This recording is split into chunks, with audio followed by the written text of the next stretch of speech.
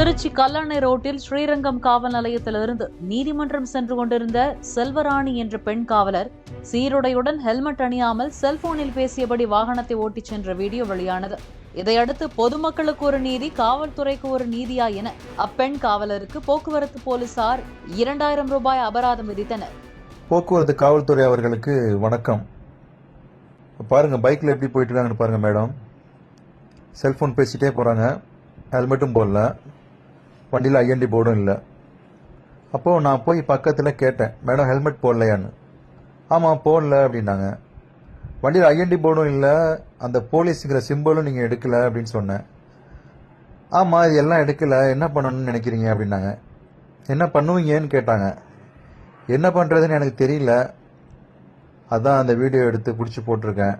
பொதுமக்களாகிய நீங்களும் இதை பார்த்துட்டு என்ன பண்ணலான்னு சொல்லுங்கள்.